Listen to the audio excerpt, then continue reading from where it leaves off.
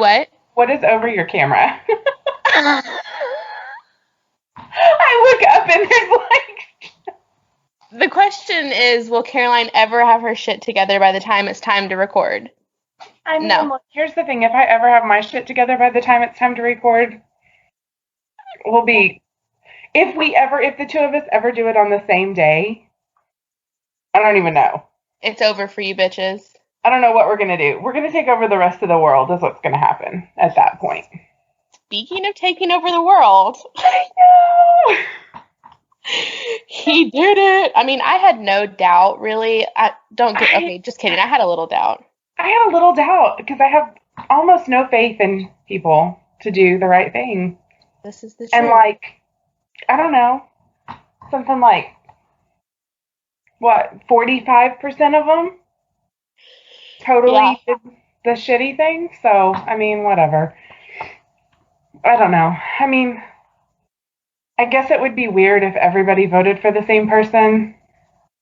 I did read a stat, and I don't know if it's true or not, because, it's on Google. It doesn't mean it's true if it's on Google. Okay. That Joe Biden had the most votes out of any U.S. president so far, which I believe because I feel like a lot of people this year got out to vote. That is true, because for one thing, lots more people voted, but for another thing, our population's higher. That's true. So, there is that, but a lot more people voted too because people cared. Yeah. And yet we still ended up with almost a 50-50 split. So I don't know. I don't know what to think about that, really. That tells you where we are as a country, I guess. I forgot to put my headphones on, so let me do that real quick. Okay. I just don't understand, I guess, I genuinely can't figure out what would possess a person to want someone like Donald Trump to be president, or what would possess a person to even hire Donald Trump to do a job. I do not know. My mindset will never be never be that way. But my husband made a good point that it's almost, and we've seen this on TikTok too, it's almost a cult. It is. Look, if you actually look at what the definitions, what do you look for in a checklist when you're trying to determine if something is a cult? Yeah. It ticks all the boxes. I mean, it's a cult. And, it didn't start that way, I don't think. I don't know. It's really weird. And they're even, and I don't know, probably I'm going to say this, and I have no idea if the person I'm talking about listens to our podcast or not, and I don't care. It's nothing I wouldn't say to his face. Yeah. I have a friend who's he says, I'm not really a Trump supporter. I don't really like the guy. I'd never wanted him to be president in the first place. But, he defends him way more than is reasonable. And he's not, he's an intelligent, well-educated person who is not hateful in his daily life. It makes no sense. But it's he's gotten, over the past 4 years, he's gone from, I never wanted to vote for him, and he'll still say that. Yeah. It's not really how he acts. I don't know. It's the strangest. It is so odd to me.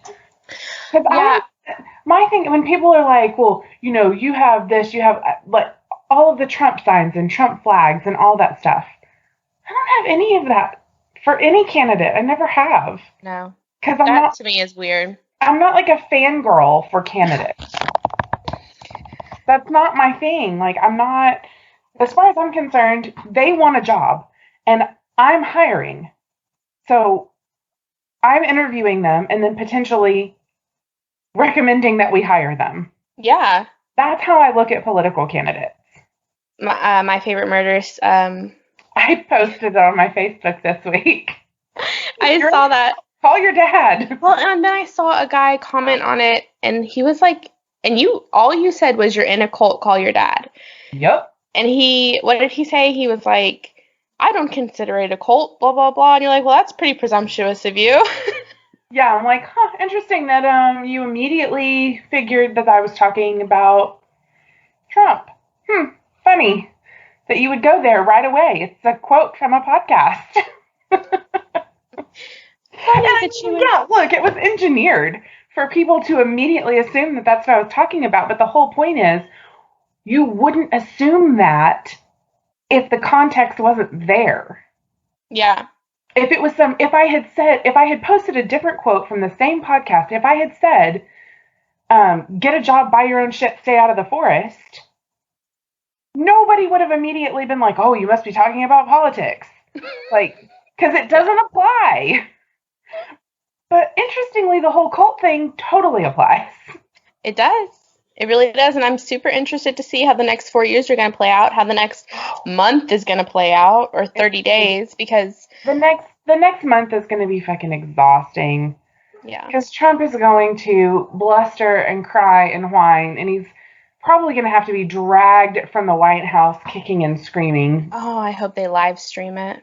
Because I will get my popcorn, I will get a joint, an alcoholic beverage, and I will enjoy it. I'm going to enjoy every minute. One of the best things I've seen all day was a video that was posted by a friend of a friend who lives in NYC. Mm-hmm. And he was just filming literally like off of his balcony.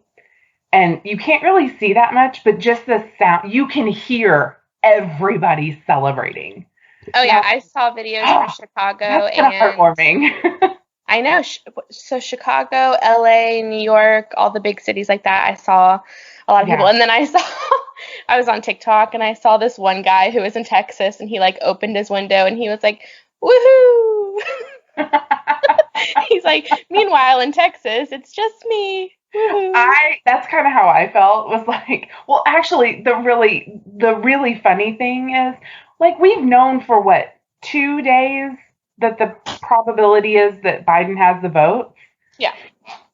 So when do they decide that they're going to actually, like, the AP is going to bump up the number and we're going to make the announcement, we're going to make it, like, quote, as official as it gets until we're actually, official? Yeah. Oh, on Saturday during college football, when my game was supposed to come on ABC. So we're literally like turned to ABC to watch the game, and they're like talking about this. I'm like, we've been doing this for 3 fucking days. Right now is when y'all want to make a thing of it? Excuse me. I just want to watch my football game now.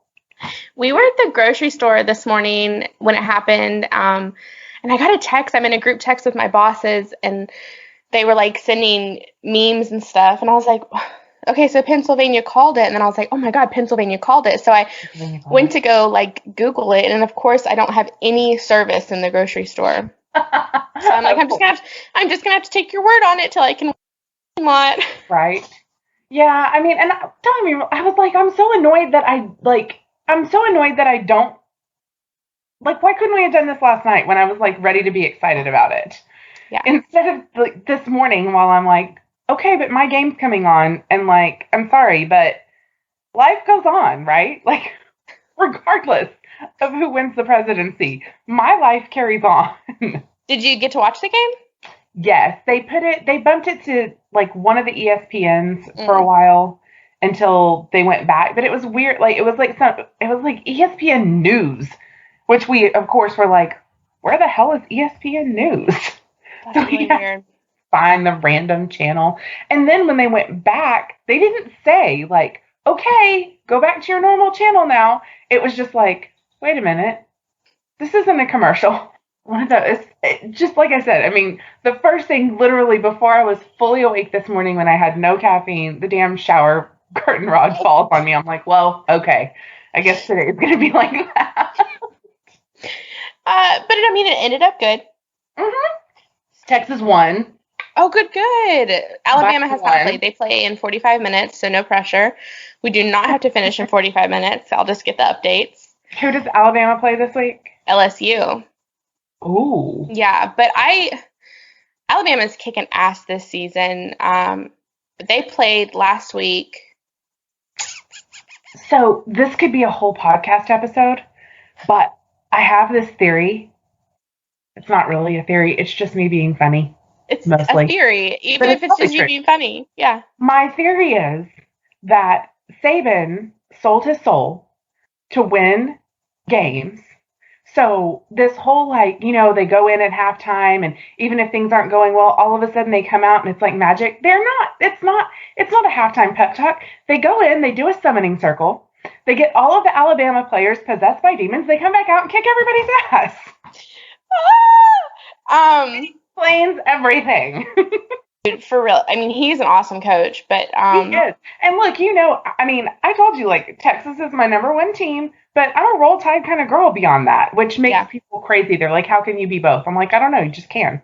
I think if you are a real football fan, you can appreciate a good team and a good coach. Exactly. And it's not like Saban is a bad guy. He's all about football. He's all about, you know, teaching his team like morals and how to be good sports, you know? Well, and his players love him. Yeah. I mean, he has like the most loyal players. They love him. So whatever he's doing, selling his soul to the devil or otherwise, he's doing it right. Otherwise. So yeah. Anyway. Okay, well, that's our football talk. This has been the football talk segment of our podcast. Moving on. I don't really have, like, any news because we literally just recorded. Okay, well, it feels like we recorded the other day, but really we recorded on Tuesday. Tuesday feels like it was simultaneously the other day and, like, 3 weeks ago. This week has been exhausting. We have no news on our house. People are coming to look at it and, like, they hate our backyard. So they're like, we love your house, but your backyard is not for us. And I'm like, have some fucking imagination, people. It's not like a crazy backyard. There's just a little slope going up. That's so strange. What is the market like there? It's really good. I mean, our realtor said that within 15 minutes of our house or 5 miles of our house, there were no other 4-bedroom, 3-bath. It's in a brand new subdivision. We only lived there for 11 months. Like, it's a really nice house. It's just people have kids and they want a backyard. I would be so frustrated if I had to move out of a house after 11 months. Yeah, it was a good move though. Like, it's when we moved here to Alabama, and it was much needed because we were putting ourselves in debt. Like, yeah. So this was a good move. We're in our 1-bedroom, 1-bath apartment now, which is a huge difference. Look, there's something to be said for, I mean, honestly, like, 4 bedrooms is, and my house is 2 bedrooms, 1 bath. And it still frequently feels like it's so, I mean, do I really need all of this space? Yeah. I mean, technically, no. It's nice, but I don't need it. That's how a lot of Americans are. We went on a minimalist kick when we moved here to Alabama, and we started, like, watching documentaries, and a lot of people just don't use half of their house. Yeah, I mean, this house is very, because it's an old house, the rooms are bigger, so it's not all chopped up, and you do kind of use the whole house. Mm-hmm. But when I lived in my house in Cedar Park was 3 bedrooms, 2 baths, and technically the master bedroom is downstairs, but I had my bedroom upstairs because laundry room was upstairs. And I mean, really, the downstairs bedroom and bathroom pretty much never got used for anything except for, like, a place to put crap. Yeah. Yeah. That's what ours was. And then, you know, at some point, the second upstairs bedroom kind of just was like, I mean, when I moved out, it was basically, I mean, there wasn't really anything in it. Yeah. So it was like, I'm living in a bedroom, my living room, my kitchen, and 1 bathroom. We were in that same boat, but now that we have less space, I think once we have more space, we'll be more appreciative because we've talked about buying within the next year, and we want at least 2-bed, 2-bath. We really would like 3-bed, 2-bath because we want our bedroom. He has his gaming room. I would like a place to podcast and do yoga. Right. So it makes more sense now. But when we had the 4 bedrooms, like, one room was a workout room and the other 2 just sat there. Yeah. So, I mean, it just didn't make sense. But now that we have realigned. There. You what? If I had a workout room, it would just sit there. So I used it like the last few months that we were in the house, I wasn't working. So that's when I used it. And of course, like, the whole time we were there, it just sat there except for those few months. Right. Anyway, so I'm going to go first this week because you went first last week. Absolutely. Let me let my cat in real quick because she's doing her thing. So pause. Okay. Okay. Have you ever heard of Jennifer Kesse? No. I don't think so. I really hope I'm saying her last name right. She disappeared on January 23rd, 2006. She had just returned from a trip to the Virgin Islands with her boyfriend. So Jennifer Kesse was born May 20th, 1981. She was 24 years old when she disappeared. She was born in New Jersey and then later moved to Tampa, Florida, and then that's where she graduated high school. This is going to be a shit show of an episode. I feel it. I just feel it in my bones. Good thing I edited things out. What's always good, though, is to have a good attitude. This is just going to be a shit show because that's the kind of, like I said, my whole day started with the damn shower curtain rod falling on me out of absolutely nowhere, so. Okay, well, forgive us if this is a shit show of an episode. So she graduated high school in Tampa, Florida. She then went to the University of Central Florida, which is in Orlando, and she graduated from there in 2003 with a degree in finance. Her parents, all of her friends, they all described her as very smart. She was level-headed. She was extremely well-liked. Here's my thing.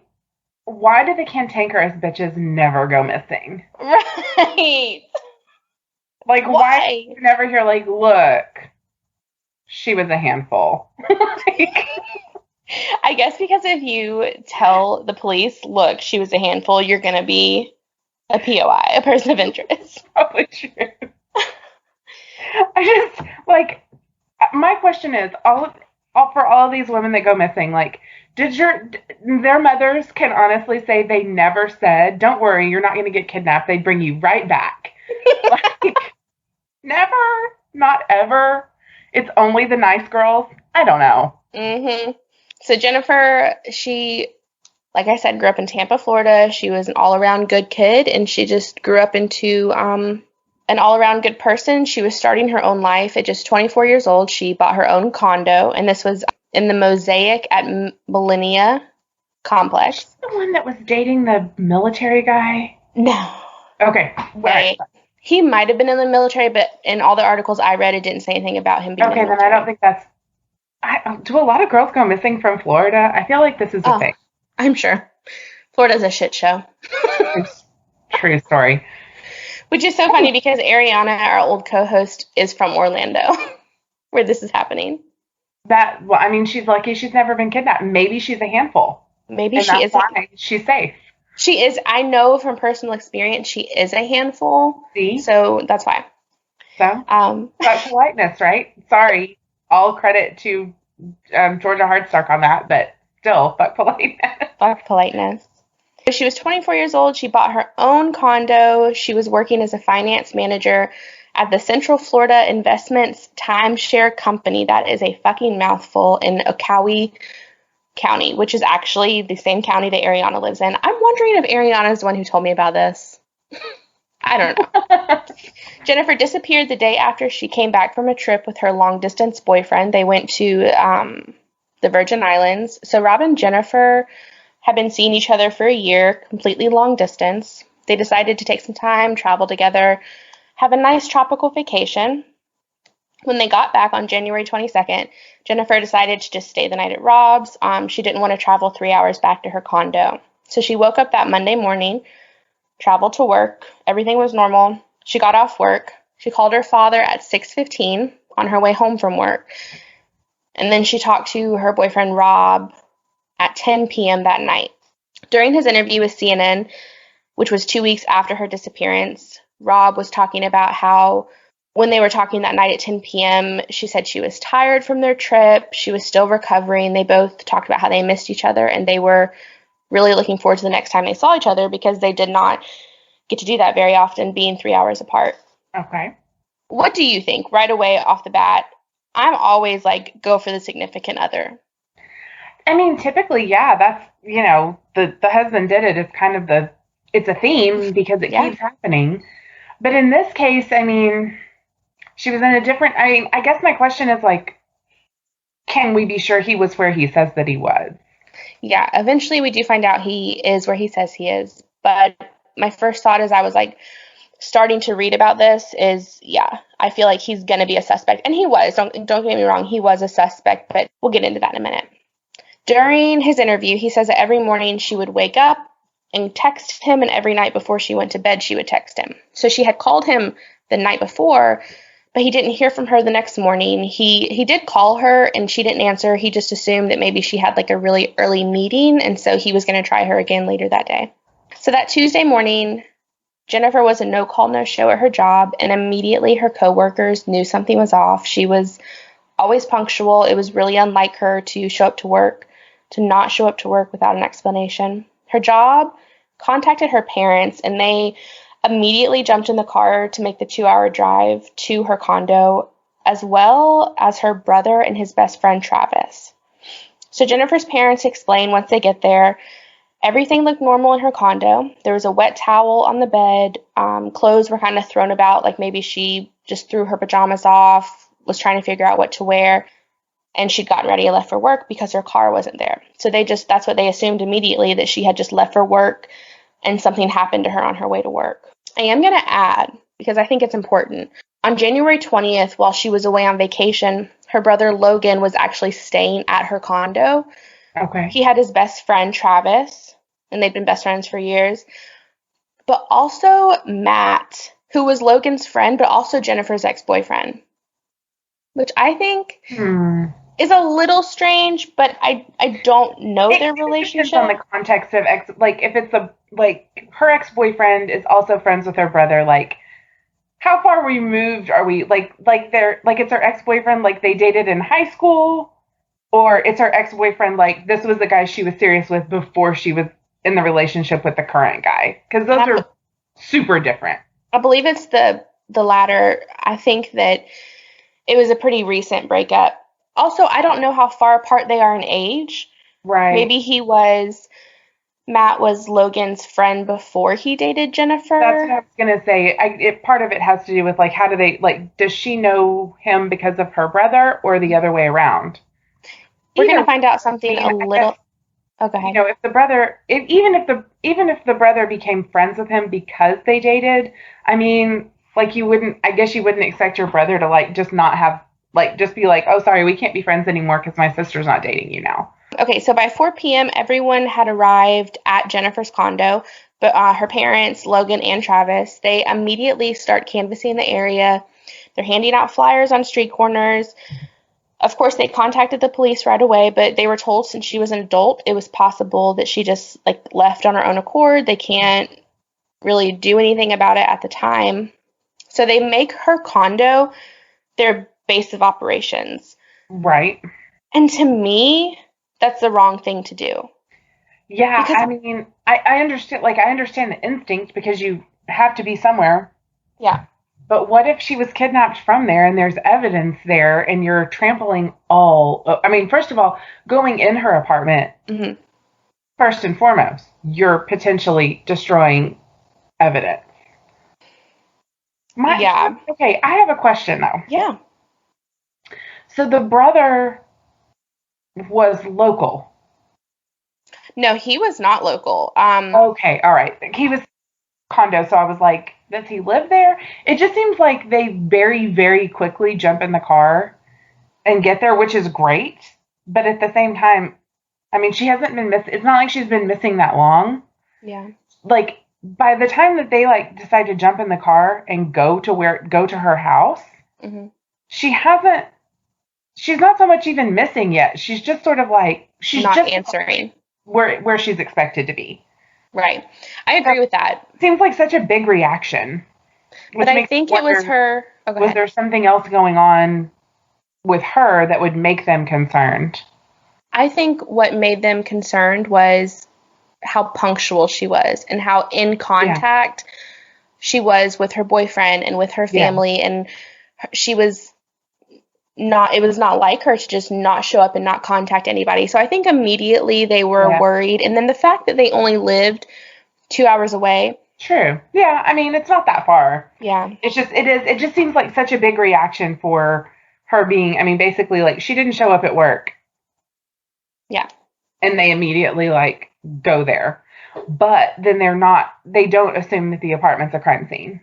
Right. To me, that seems very off. And then later that night, the police kind of decide, okay, well, maybe we should take a look and see if there's any evidence. And the police arrive at the apartment, and there's already 14 people posted up in the base of operations, which completely ruined any chance of finding credible evidence. That's some John Benet Ramsey shit. Like, Yeah. why do you have this many people in here?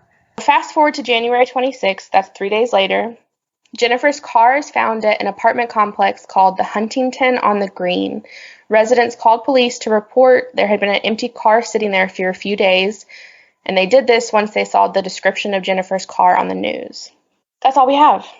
That is, I'm gonna go into more of like theories and a little bit more detail, but that's the timeline. There's nothing. It's almost like she literally just disappeared. She vanished. And again, like we've talked about before, the number of times that happens, that people just vanish, is insane. Yeah. Her parents and her friends and family, to this day, they do believe very strongly it was sex trafficking.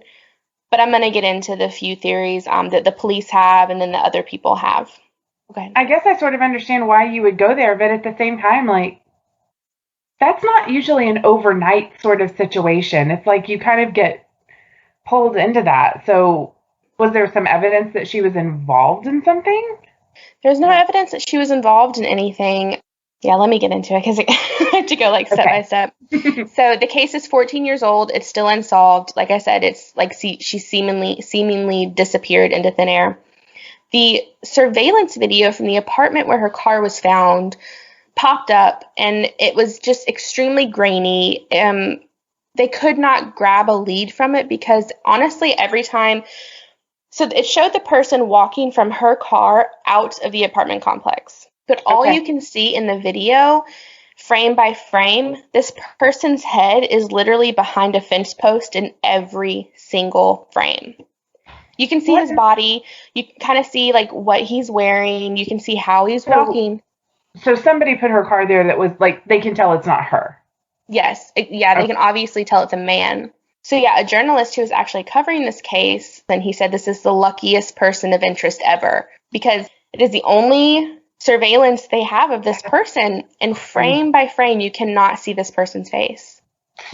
Blind stupid luck. Like, and I mean, even if their face wasn't covered by a fence post, you know, I mean, who knows if you could actually pull anything that would really be helpful. Yeah, it might not even be visible enough to matter. But it is ironic that, like, how can you just end up behind a fence post every time?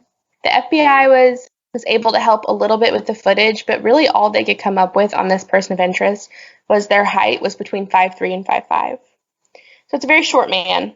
I was going to say, so a man, but a small one. Yeah, a little bitty man. According to detectives, robbery was absolutely not the motive for the attack or kidnapping, whatever you want to call it, because there were valuable items left behind in her vehicle. Okay. Search dogs were brought in to kind of follow her scent, and they did follow her scent from her car all the way back to her condo. And I looked and like on so many different websites and articles to try and find if anyone had a length of like how far it was from the apartment complex back to her condo, and there was no. No, that's what I was thinking too. Like, how far are we talking? Like, is it one of those things where, you know, in order to drive there, you have to go all the way around, but like from point A to point B, it's, you know, really short. Yeah, I could not find it. And then I just tried to Google the apartment complex, and I think they've changed the name because apartments do that. They get bought out. So I couldn't find anything, but there was absolutely no evidence found from point A to point B. There was no solid evidence in her vehicle. There was like one tiny trace of DNA that they didn't even think it would really be able to be used. And police are convinced that the car had been completely wiped clean. So this person knew what they were doing, I think. I don't think it was a spur of the moment. I think that it was like they were casing her. Which a 24-year-old single woman in a city, it's not completely implausible. Like, no, but I mean, it does seem unusual that she would have gotten grabbed. Like, she was outside of her normal routine because she had just been out of town. But she had been back for a full day and she was like back into her routine. That is true. So maybe this person saw that she was gone for a few days and decided this was the time he was going to do it. Yeah. Because she was back. I don't know. So the following items are what are known to be missing: her cell phone, her iPod, her keys, her purse, and her briefcase. They were unable to ping her cell phone because the battery was taken out. Her bank account, key card, debit card has not been used since her disappearance. So quickly following the discovery of her car, the police set in motion to question everyone they could in her disappearance. The first person they questioned was her current boyfriend, Rob. He was quickly eliminated as a suspect. He had a really strong alibi, and he lived 3 hours away in Fort Lauderdale. You know, they had just gotten back. He was really cooperative. He interviewed with CNN, so they just dismissed him. The next person of interest they believed could be involved is her ex-boyfriend, Matt. So just a few days prior, Matt had stayed at her house. He told police during his interrogation the day she went missing, he was drinking and pretty drunk across the street at the bar from her at the bar across the street from her house, which seems sus. Matt, why were you doing that? Matt, we have questions. We have lots of questions. It's also said in a few articles that he'd recently expressed a desire to get back together and seemed a little bit upset over it. The fact that she was like with this other guy and she had moved on, but police say that he is eliminated as a suspect because he has a really strong alibi. One thing her family pointed out right away was her apartment complex or her condominium complex was under construction. Okay. She had complained to her mom and her dad and her boyfriend that she was catcalled daily. She was harassed by the men that were working construction on her home. And we can't say for certain because when the police tried to interview them, they didn't get... Oh, they didn't have the right translator. Translator, thank you. I was thinking transcriber, and I was like, no, that's not right. So yeah, they didn't have a translator. The police just kind of gave up questioning these people. We're not sure what language they're speaking. We don't understand them, so just forget it. Right, exactly. What? How is that the way that goes? There is a witness that says between 3 and 3:30 a.m. she saw a Hispanic man with a ponytail and a woman, and she swears this woman is Jennifer, and she saw these two at Huntington on the Green. She wasn't questioned any further. There's really no proof of this. There's no surveillance video. It really wouldn't, I mean, even if she saw them there, like, okay, I mean, her car was there. It stands to reason she was there. Yeah. So that doesn't really tell anybody much. No, it doesn't. It's also important to note in this case that many of the workers who were working on the condominium are also squatting in the empty rooms. So they were staying there, up to 10 men in one condominium while they were working on it. There's some sketchy shit going on. Mm-hmm. Yeah. You would think that because even if automatically you didn't assume they were involved, they were there at the condominium, and you would think they would try and be helpful in whatever way they could when like getting questioned by the police, but they were not. They like refused to talk to the police. They refused to talk to the family, and I don't know if it's because reportedly a lot of them were there illegally and they didn't like want to talk to the police, or if it's because they were involved. We just don't know. So detectives next moved on to her work. They pulled her work computer. They started doing forensic testing. They found out that the manager of the place that she worked desired to have a relationship with Jennifer. She was against it. She was against workplace relationships, but it kind of made police think it's sketchy. This guy might be involved. Right. They interviewed him a ton, actually. They interviewed him multiple times, but eventually he was eliminated because he had a strong alibi. And it doesn't say anything about what the alibi is. It doesn't say anything about what Rob's alibi was or what Matt's alibi was. And to me, that just... And I guess they can't let everything out. They can't just... Right. And I guess, I mean, Rob's alibi, I feel like, is being 3 hours away. Like, I mean, if he was 3 hours away and he was at work or whatever, like, he's 3 hours away. Yeah. It's not like he can just appear, snatch her, leave her car at a random apartment complex. and get back to work without anybody noticing. Right.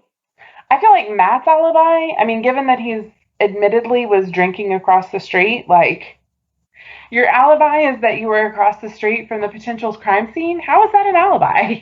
But I don't know if that's the alibi they're going off of. That's just kind of information that he gave them, but still very sketchy. Don't like that at all. Yeah, that's a little weird. That situation's a little weird.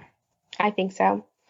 Because we know how sketchy and crazy ex-boyfriends who are wanting to get back with you can be. It's not healthy. And that might have been a situation where he was honestly just a little upset and he was getting over it. Yeah. But it could have been a situation where he was like real upset and he wasn't going to get over it. Right. It's hard to know when they're not giving much information. Yeah. Fast forward 3 years after her disappearance. 3 years after her disappearance, the lead detective on oh my God. My husband made me a drink right before this, and I never drink, and I'm never going to drink again. I just want to know what he made you. So we had some vodka left over from a trip to Tennessee, and it's like raspberry vodka, and he put that in like watermelon Tropicana, and it's really good. It's very fruity, and I can't taste the vodka. Definitely sounds like an umbrella drink kind of drink. And I really like, if I drink whiskey, and I really never drink, so this is like, it's just hitting me. 3 years later, there was a break in the case when he started questioning new leads. The lead detective did. He speaks with a former housekeeper of the complex where Jennifer lived. As he's showing her the video footage of the man at Huntington Greens, the woman says that the way the man walks and dresses reminds her of a man named Chino. And according to her, Chino used to do maintenance at the complex where Jennifer lived. So this seems like a possible lead. Definitely. Yeah. So the detective did some more digging. He found that Chino did actually work and live in the complex. And then about a week before, or maybe 2 weeks before Jennifer disappeared, he was in there working on her apartment, with her in the apartment. Like he was there doing maintenance and she was there, and he admitted to that. But also a week after her disappearance, there was a call to the hotline, and it was anonymous, and it said that a man named Chino could potentially be involved. So things are kind of lining up to where the arrow is pointing to Chino. He could be the one that did this. Right. So in 2009, the detective goes to interview him and finds out he's actually currently serving time for a statutory rape charge. Not good. Not good. Chino kind of agreed with him. He said, yeah, I was in her apartment. He said everything was normal. I have no idea what happened to her. He never admitted to anything. He said, yeah, I have no idea. I was there. She was cool. Like, she let me in. I had to do some maintenance, and I never saw her again. It just doesn't add up. He took a polygraph test, and he passed. Through the years, there have been some changes to her case. In 2010, the lead detective, who had been on it since the beginning, was reassigned. The family, and this is any family that has a missing persons case, and there's just nothing being done about it, they started to get really, really frustrated with the Orlando Police Department. Oh, yeah. I mean, and whether the police are not doing anything on the case or not, families are bound to get frustrated because they want answers and they're just not getting them. Right. So in 2016, Jennifer was legally declared dead by the state of Florida. This was obviously really, really hard for her family because there was no body, there was no information, no questions had been answered. Yeah, that is very frustrating. It is really frustrating. December of 2019, the Kesse family sued the police department to obtain a copy of Jennifer's case file. They eventually settled in the spring of 2019. The whole deal was once the case file was handed over, the Orlando Police Department would no longer be responsible for investigating her case. So what was actually handed over to the family was 16,000 pages of documents and 67 hours of video and audio tape footage. And the family on their website says that they have not been able to comb through all of this. There is no active investigation because no police department is handling this right now. It's just kind of the family. Well, yeah, because I mean, once they turned over the case file, they've broken the chain of evidence. Mm-hmm. So, I mean, I totally understand where they're coming from saying, look, if we hand all this over, we can't continue to investigate it as we normally would because we can no longer account for the chain of evidence. Yeah. I feel like that's a be careful what you wish for kind of situation. Like, great, now you have 16,000 pages worth of stuff and you don't have the experience nor the time to actually go through it, and now the police department's not working on it either. Right. They did hire a really good private investigator, but even with all this information, he hasn't been able to find any answers either. So obviously they've never stopped searching for answers because it's 2020, 14 years later. They have this private investigator. They're still searching. The latest update on their website, which is jenniferkesse.com, states that they've collaborated with media outlets. They did a segment on Up and Vanished, which is on the Oxygen channel, and Dr. Oz. She also had a spotlight on 48 Hours. The family does have a GoFundMe page to help monetize their efforts. That can be found on their website, and they also have a tip line, which can also be found on their website. I know. Once again, somebody just vanishes into thin air as though they never existed. Yeah, it's and I know a lot of people don't like unsolved cases like this. They don't like missing persons, but it's just really important to talk about them. Yeah. Get them out there. I mean, well, it's important, I think, for people to realize. I mean, that's one thing that I think you hear over and over is people who are the victims, or I guess the victims' families in these cases, and you hear them say, people don't just disappear. Mm-hmm. And it's like, yeah, they do daily. Yeah. Like, it's not even that uncommon. People disappear all the time. So I think that, to me, that's the most important thing for people to realize is like, yes, people do vanish. Yeah. And if you don't, I mean, this is where it's, the If I Go Missing folder, which I don't have for the record. But I understand why people have them. Yeah. Yeah. Like ways to access their information, passwords and all that kind of stuff. Because otherwise it takes so long to get any information and get access to bank accounts and credit cards, cell phones, whatever, that by the time they get it, it's too late for them to actually be able to make use of it.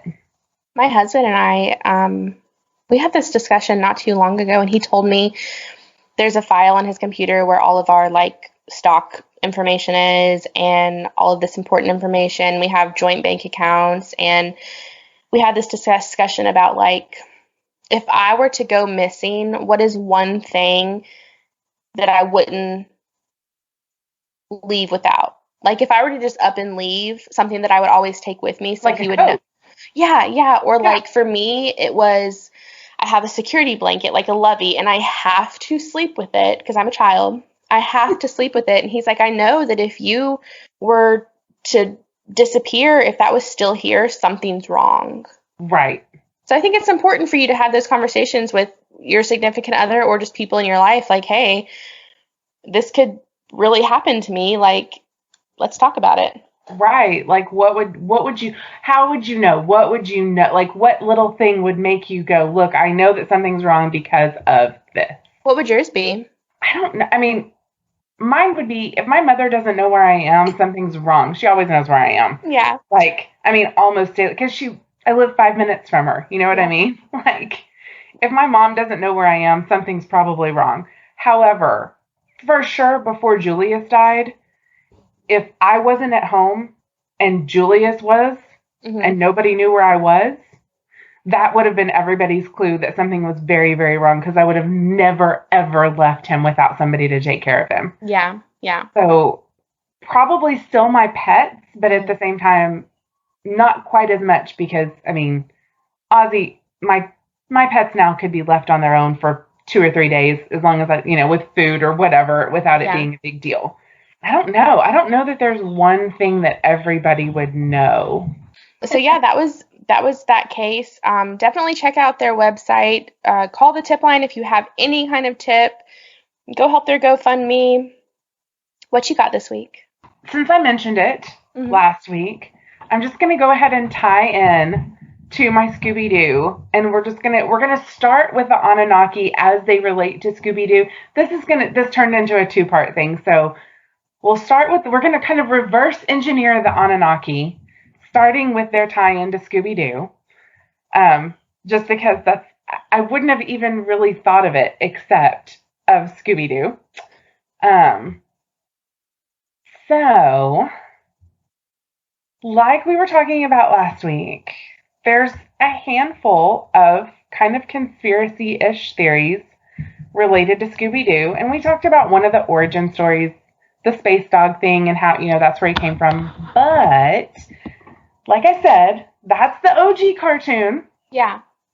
So, in the kind of one of the revamps, which is Scooby-Doo Mysteries Incorporated, they actually kind of tackle the origin story since it had never really been fully addressed. And their approach to it is a tie-in with the Anunnaki. So let me just kind of, like I said, this is going to be a two-part thing because this is a whole thing. Yeah. And I'm even in two parts, I'm probably not, somebody out there is going to be like, that's not everything. Because it's very complicated.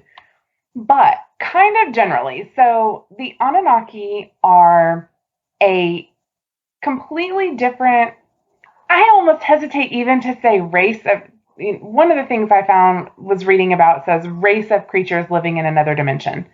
These guys tie into the ancient astronaut theories. Oh. So, and I'm actually really impressed with the fact that the Scooby-Doo cartoon, the Mysteries Incorporated cartoon that did this, they actually do a really good job of including some factual information in this whole thing, including the name of an author that I'm going to get to who kind of talks about this theory. They did a really, really good job with it. So I'm kind of like, you know what, guys? I don't know. I like the Soviet space dog thing, but at the same time, I really like how much thought went into this. So, okay. The tie-in with Scooby is the way that they explain the Anunnaki is that they are basically sort of a formless entity that inhabit a planet called Nibiru, and they're once every, I want to say it's every few thousand years, but I want to say that it's supposed to be every 3,600 years. The planet Nibiru comes close enough to Earth that it allows the Anunnaki to interact with humans. Throughout history, there are Anunnaki. Some of them are good and like to help humanity out, and others are evil. Well, in the Scooby-Doo version of this, they reveal that there is a sarcophagus buried beneath Crystal Cove that contains one of the most evil Anunnaki. The Anunnaki do not have a physical form. Like I said, they're not, that's why I say I hate to call them like a race of creatures, because they're almost like pure consciousness. I'm not even sure what to call them, because they're not ghosts. I guess maybe just extraterrestrials that don't have a physical form. So in order to interact with humans or with Earth, they inhabit the bodies of animals. They're noted as being responsible for mythological figures such as Egyptian gods like Anubis, the Monkey King, which is a Chinese mythology character, Quetzalcoatl for the Aztec, and kind of like on down the line. Pretty much if there's a anthropomorphized character in mythology, the Anunnaki are tied to that as like that's how that entity came to be, because they are Anunnaki. It says that animals who can talk are descendants of the Anunnaki, and therefore Scooby-Doo is a descendant of the Anunnaki. This is crazy. In addition to that, Anunnaki descendants have a longer lifespan than normal animals and are of a higher intelligence level. So I said it was Mystery Incorporated where they did this. It's actually in season 2, and one of the characters who is kind of a big player in this storyline is Nova. She's a Cocker Spaniel who is Scooby's girlfriend. Wow. And she's, so it's kind of weird because she mostly behaves like a regular dog. Like, she does not talk until she has I think she's kidnapped. I can't remember the storyline, and it wasn't like, it really wasn't that important. But she actually is, she's in a coma, and while she's in a coma, she starts appearing in Scooby's dreams, anthropomorphized and talking and explaining to him the Anunnaki and the fact that he is a descendant of them, and that it's, he's going to have to be the one to prevent the evil Anunnaki buried under Crystal Cove from taking over the world. So she explains how the time coincides with how Nibiru and Earth are close enough that the entities are able to interact every several thousand years, or few thousand years, whatever it is. She warns him about the evil entity, and she goes on to explain how this entity manipulated a group of 4 humans and an animal to set him free, and instructs them to find the heart of the jaguar to destroy the entity. If you don't watch this cartoon, that makes no sense. If you do, that's definitely Professor Pericles. And they go on to explain that Professor Pericles is also related to the Anunnaki. Am I going to get major flack because I'm not a Scooby-Doo fan? I mean, probably. You're going to be shunned. You're going to be shunned. For me, Scooby-Doo is it's like the ultimate, get a bowl of cereal, sit in front of the TV on a Saturday morning kind of cartoon. It has always been my favorite since I was little. I also don't like cereal, so. Okay, now you're shunned. I'm sorry. How does a human not like cereal? It does nothing for me. It doesn't fill me up. It's just I don't really like sweet stuff. Okay, well, I guess that makes sense. Because, I mean, so my pantry is, basically I'm an 8-year-old with access to a bank account. Okay. And frequently my grocery shopping, I get home and I'm like, I have cereal, 3 kinds of yogurt, gummy bears, and graham crackers. Nice. What did I buy? What was my plan? What was I thinking? You're just going to get takeout every night? So, okay, real talk though. We've talked about how H-E-B is the grocery store of all grocery stores. Mm-hmm. They have the best, pre-portioned meals. Mm-hmm. And they're not like TV dinners. They're like you actually have to cook them. But they're it's all already pre-portioned. It's just one dinner, and they're all so good. Our Publix has that, but I haven't tried it. I would eat so many fucking gummy bear and graham cracker dinners. You know what we need is a HelloFresh sponsor. We should. Okay, here's the problem though. I'm so not gonna cook that. Oh, so we used to do it, and really it's pretty good. It's just we didn't want to spend the money on it. I can cook. I just don't want to put forth the effort to cook a meal for me. I feel that. It's just because I'm not great at eating leftovers. So I fucking hate leftovers. I have my moments, and there's some things like pasta. Pasta is probably going to get eaten. That's fine. I can probably eat pasta leftover. But they're once. Leftovers are once, not 6 times. No. My husband meal preps, and it works for him because he can eat the same thing for days on end, and he's okay with leftovers. But for me, what turns me off of leftovers is meat. I will never eat leftover meat. Okay. It's dry. It's it's just horrible. Ooh. Also, I don't like cooking. I hate cooking. Tonight I'm making sloppy joes. I don't really every now and then I get in the mood to cook a meal, but really I like to bake. I like to make food that no one actually needs to survive. I love that. That's my Make me some cupcakes and send them my way. Absolutely. I will totally make you. Although cupcakes are kind of hard to ship. You could do cookies. I could do cookies. I make some mean cookies. My husband has the biggest sweet tooth, so he would be all for that. Make him raspberry cookies, and he might marry you. I don't know. 1, I don't want anyone to marry me. 2, Throwing that out there.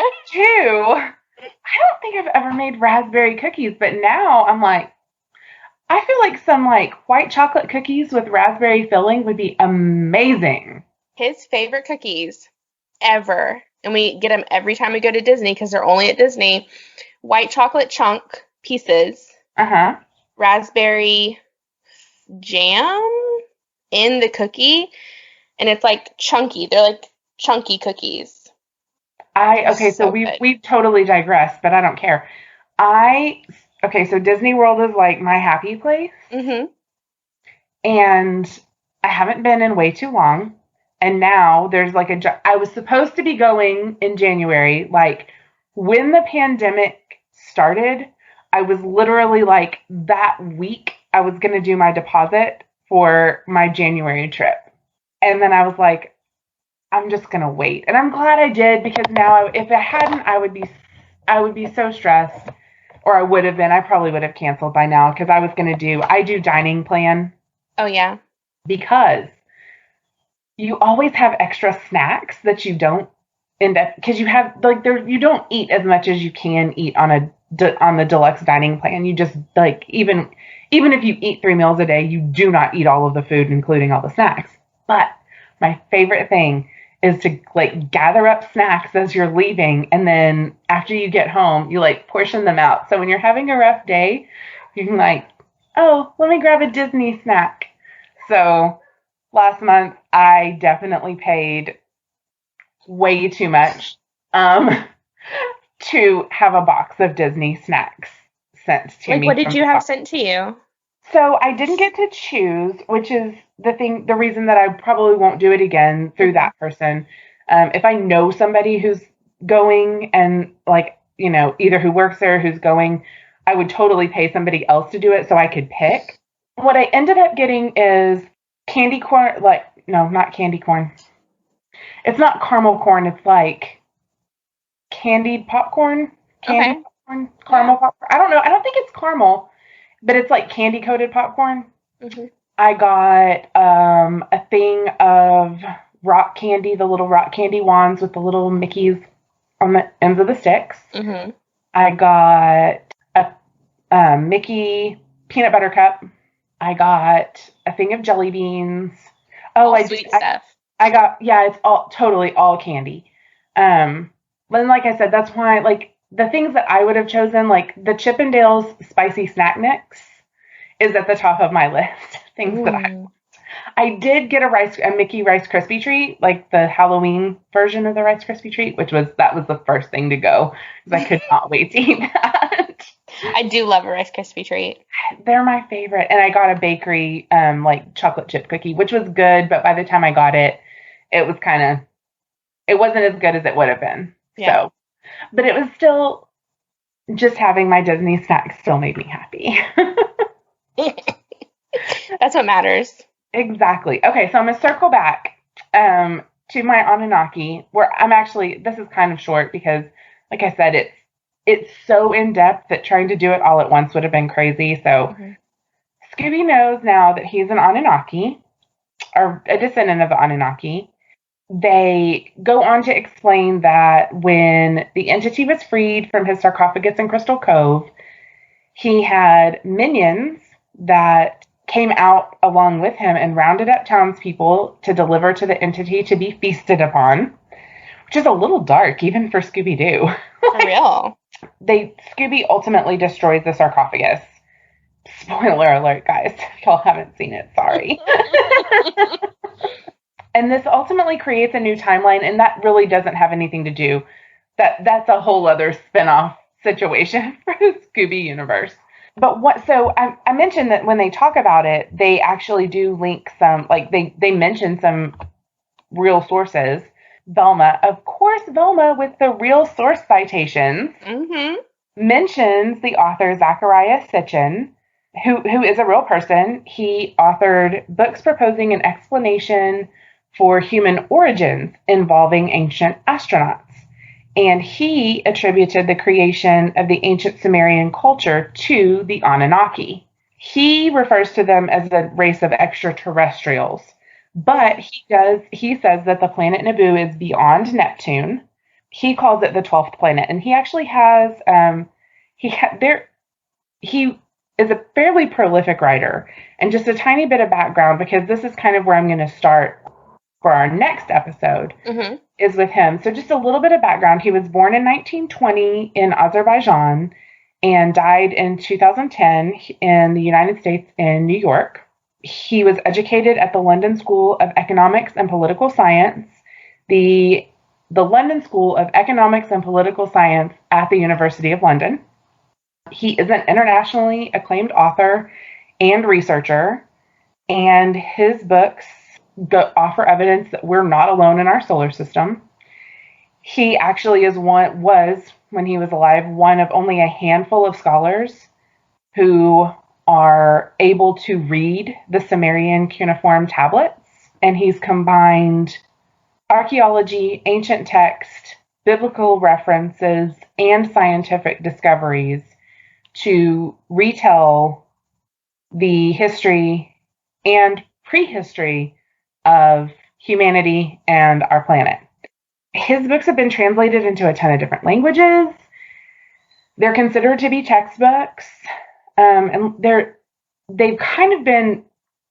He has a book that is specifically about the Anunnaki, but it is actually like things taken from several of his other books and compiled into a book. So any of his, I guess it sounds pretty prolific. I mean, his writing is pretty prolific. He's got a lot of stuff. Yeah. One of his books is called The 12th Planet. And like I said, that is the planet Nibiru is what he refers to as the 12th planet. So I feel like I have heard of that before. I feel like I have.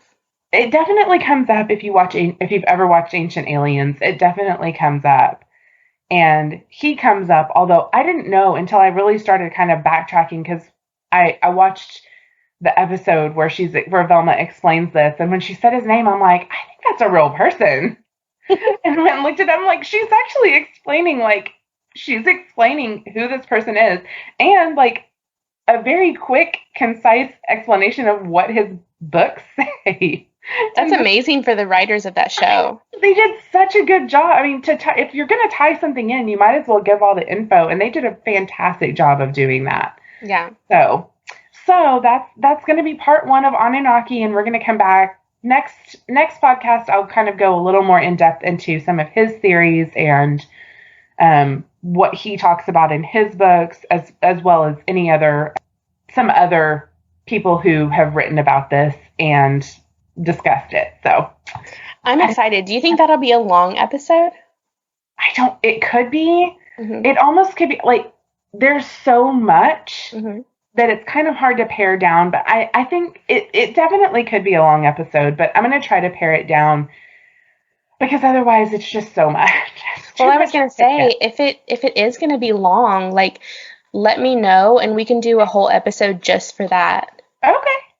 I mean, like, I'll take a week off and you can just own it and just tell us all about it. It's such a rabbit hole, because one thing just ties into another thing. So, and then all of a sudden you're like, oh God, I'm deep in the rabbit hole. Exactly. I'm like, I got here because of a Scooby-Doo conspiracy theory. I'm really digging my cartoon conspiracies. Oh, did you look at that post I tagged you in?